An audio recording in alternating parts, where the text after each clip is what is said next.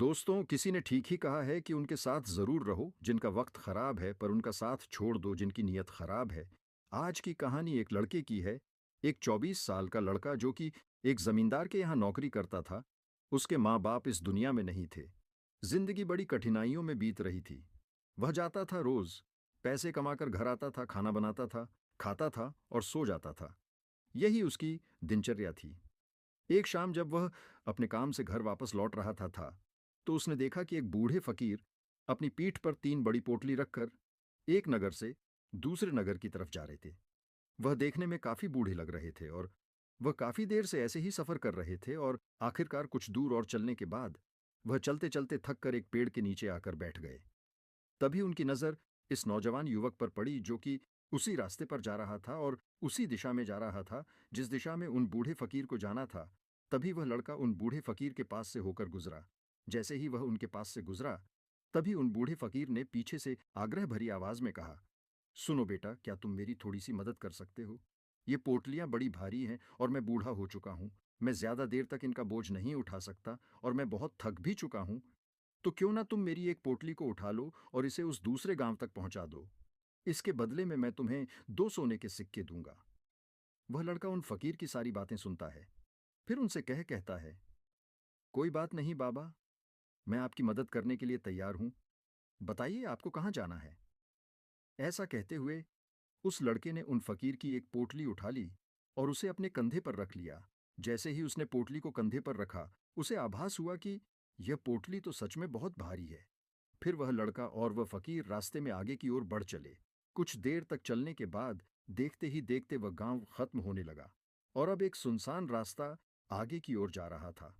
वे दोनों अपने रास्ते पर होकर आगे की ओर बढ़ रहे थे। जब वे भीड़ से पूरी तरह से अलग हो गए, तब वह लड़का उन फकीर से कहता है कि बाबा, इस पोटली में आखिर ऐसा क्या रखा है जिससे यह पोटली इतनी भारी है?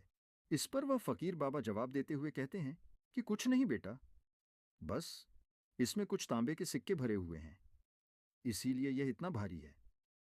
उन फकीर की यह बात सुनकर वह लड़का मन ही मन सोचने लगा, लगता है यह बाबा जरूर कोई व्यापारी है, तभी तो इतने सारे तांबे के सिक्के साथ लेकर चल रहे हैं।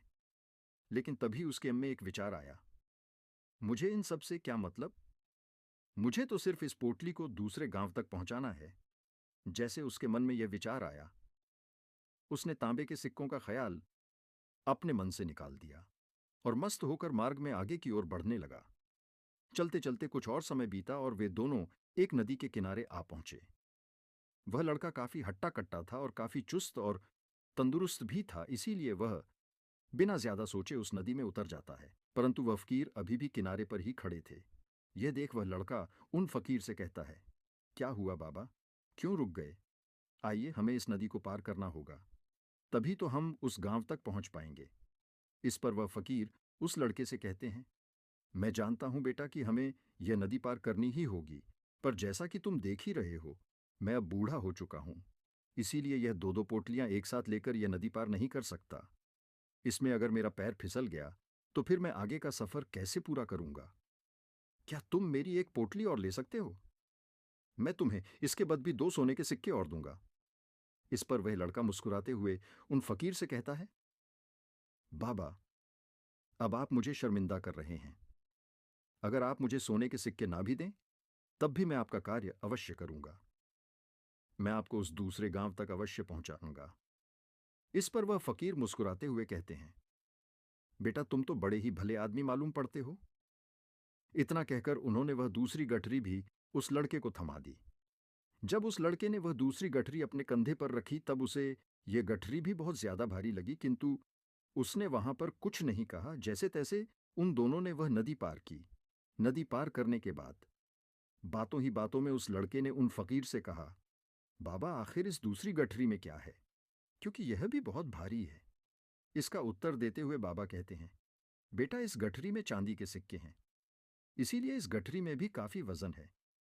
उन फकीर की ये सारी बातें सुनकर अब उस लड़के का दिमाग तेजी से काम करने लगा था।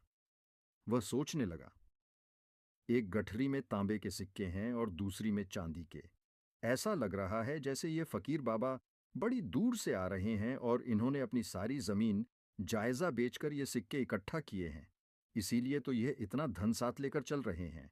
लेकिन वह लड़का उन फकीर बाबा से कुछ भी नहीं कहता और वे दोनों चुपचाप मार्ग में आगे की ओर बढ़ते चले जाते हैं। कुछ देर चलने के बाद आगे फिर एक सुनसान रास्ता आता है। उस सुनसान रास्ते पर आते ही उस नौजवान लड़के के मन में तरह तरह के विचार उठने लगे। वह सोचने लगा, अरे ये तो सुनसान रास्ता है।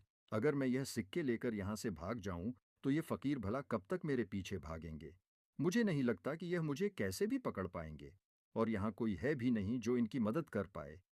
और वैसे भी ये बहुत सारे सिक्के हैं, मैं इनसे एक अच्छी दुकान खरीद सकता हूँ और खुद का व्यापार भी शुरू कर सकता हूँ।